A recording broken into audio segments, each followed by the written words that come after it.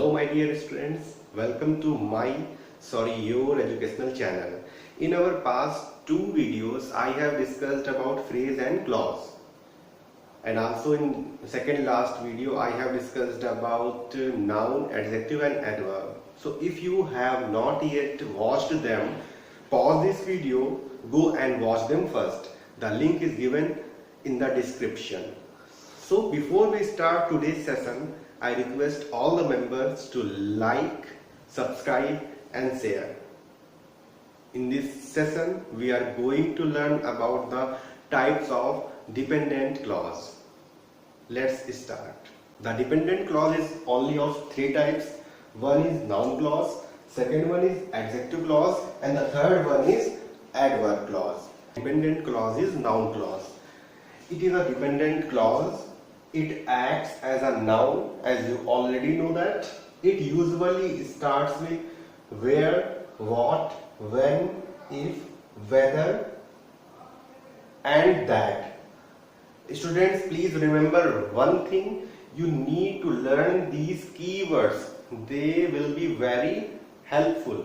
And you know, in noun clause we use that only in some particular conditions, when we express some kind of mental state, possibility or truth. Now we will see few examples of noun clause. Some examples of noun clause are given. Our clause will start from the word where he went. I am not sure where he went. This is a noun clause. Why? Because where he went, we are targeting a particular place.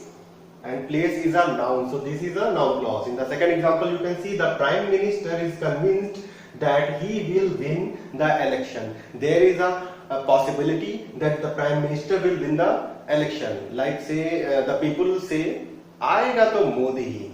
So when there is a possibility, that is also a noun clause. Now you can see, I think that it was right. It is our noun clause. Why? Because it is targeting towards think. And think means idea, and in my last video I have told you that idea also comes in the noun section. So this is the noun clause.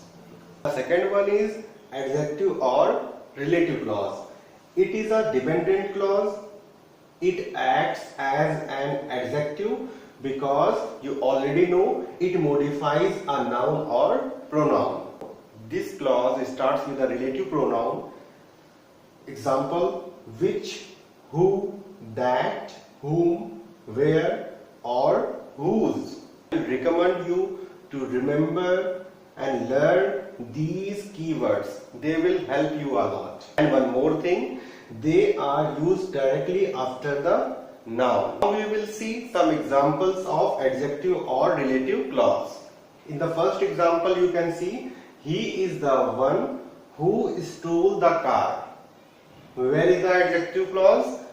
Who stole the car? It is the adjective clause. Why? Because it is focusing about one. It is giving us information about one. In the second example you can see, Sandila is the city where I grew up. So where is the adjective clause? Where I grew up. This is our adjective clause because it is giving us information about city. Okay, clear. Last one is adverbial clause. It is also a dependent clause. It acts as an adverb that provides us information present in the main clause. And you already know what is the rule of an adverb. It modifies a verb, adjective or another adverb. There are some common subordinate conjunctions. Don't be confused about subordinate conjunctions. I will discuss later in a separate video. I have prepared a list of them which can help you a lot. First one is condition. In condition we will use if or unless. If there is a reason we will use because, since or as. If we are discussing about a time, we will use before, after, while, as soon as, when, since or until.